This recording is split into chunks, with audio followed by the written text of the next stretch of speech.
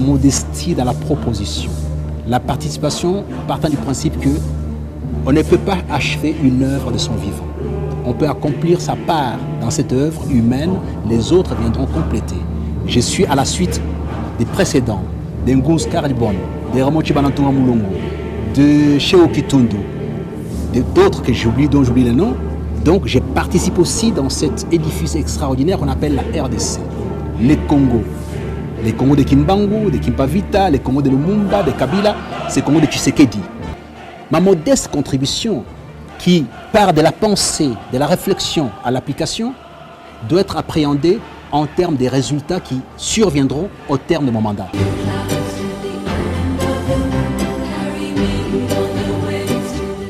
Le 9 septembre 2019, Maître Pépin Guillaume Mandjolo succède à John Kwet-Mankwet au ministère de la Coopération internationale, intégration régionale et francophonie. Tout de suite, les principaux axes de sa politique générale sont tournés vers la diplomatie au développement et la transformation organisationnelle en conformité avec le 15 piliers du gouvernement Ilunkamba. Un mois après, les actions de ces ministères sont très remarquables.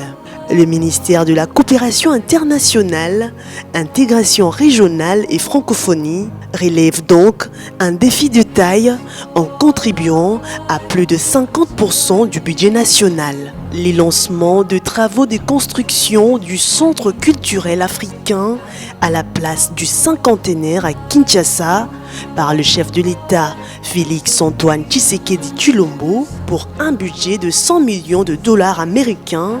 Une cérémonie qui intervenait juste après la visite, le 15 octobre dernier, du Premier ministre Sylvestre Ilunga Ilunkamba, accompagné du ministre d'État à la Coopération internationale, intégration régionale et francophonie, Maître Pépin Guillaume Mandjolo, et du ministre de l'Habitat des grands centres. À travers cette visite, le chef du gouvernement avait autorisé à cette firme chinoise la reprise de travaux. Ensuite, les deux membres du gouvernement ont été conviés à la primature pour signature de 2 nouveaux arrêtés. Les travaux lancés pour une durée de 30 mois. Avec l'Agence américaine de l'aide au développement USAID, le ministère de la Coopération enregistre l'octroi à la République démocratique du Congo d'une somme de 600 millions de dollars américains dans le cadre de la coopération entre la République démocratique du Congo et les États-Unis, principalement pour le secteur de l'éducation, de la santé et du développement économique. Le ministre d'État, Pépin Guillaume Mandjolo, a signé cet accord avec le directeur de l'USAID en RDC le 21 novembre 2019. Dorénavant, la RDC, aux côtés des États-Unis, veulent aller ensemble et non comme parasites, mais plutôt comme partenaires, l'un ayant les matières premières de tous les tableaux de Mendeleïev ou périodiques, l'autre ayant l'expertise et les avancées technologiques.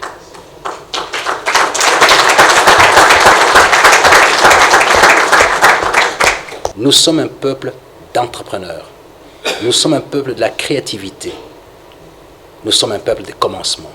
Et sans cesse, on a démontré au monde qu'alors que nous avons été frappés de mille et une façons, on s'est relevé. Si jamais on a la béquille américaine pour aller plus loin, on fera des miracles. 2 mois plus tard, l'une des retombées de la visite du chef de l'État à Berlin, c'est la signature d'un mémorandum d'entente entre le ministre d'État à la coopération, Maître Pépin Guillaume Mandjolo, avec la partie allemande. S'agissant d'un groupe international d'origine allemande spécialisé dans le secteur de l'énergie, de la santé, de l'industrie et du bâtiment Siemens. À travers cette signature, cette entreprise est à ce jour un de nouveaux partenaire de la République démocratique du Congo, un grand pas franchi dans les relations de coopération entre Berlin et Kinshasa. Mais retenez simplement que la RDC est d'accord, le chef de l'État est d'accord de pouvoir travailler avec Siemens, avec Voigt qui va faire certaines activités aussi, notamment la formation professionnelle pour tous les acteurs, toute la maintenance nécessaire sur les terrains. Alors, vu ce cet angle-là, nous sommes ouverts, comme il a dit tout à l'heure d'ailleurs à la conférence de presse, en disant il va falloir que les uns et les autres s'alignent sur ce que nous voulons faire. Nous sommes ouverts à travailler avec tous. Donc c'est dans ces cadres-là que nous sommes en train d'exécuter sa politique, ses orientations, et j'insiste de nouveau sur le fait que ces mémorandums d'entente ouvrent la voie aux négociations.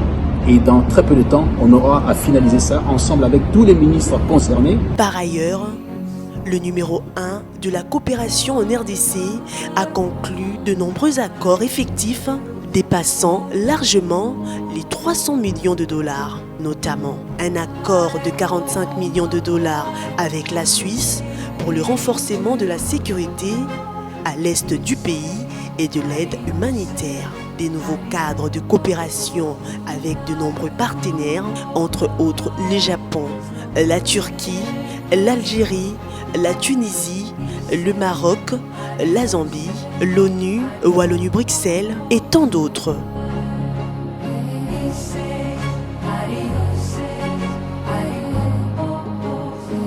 En matière d'intégration régionale, la République démocratique du Congo a pris part aux travaux de la réunion interministérielle régionale de pays membres de la CIRGL tenue à Brazzaville du 15 au 16 octobre 2019. Le ministre d'État à la coopération internationale, intégration régionale et francophonie, Maître Pépin Guillaume-Manjolo, a conduit sur place la délégation congolaise composée de plusieurs officiels de haut rang. Une réunion qui avait évalué la situation sécuritaire et politique dans les 13 États membres et a noté des évolutions positives. La République démocratique du Congo était donc au cœur de discussions pendant cette réunion. La situation sécuritaire de la RDC, surtout la question sur l'éradication de la maladie à virus Ebola, précisant que les Nations Unies ainsi que l'Union africaine sont mises à contribution en vue de régler toutes ces questions. Et enfin, les actions enregistrées en matière de francophonie. Il faut noter que ces ministères se chargent également de l'organisation de 9e Jeux de la francophonie qui se tiendront du 23 juillet au 1er août 2021 en République démocratique du Congo, précisément à Kinshasa. C'est les documents de son acceptation signés le 21 octobre 2019 à Kinshasa par le parti prenant à cette organisation. Ensuite, dans la principauté de Monaco, la question relative à l'organisation de ce jeu a été scellée définitivement. C'était en marge de la 36e conférence ministérielle de la francophonie. Le document y relatif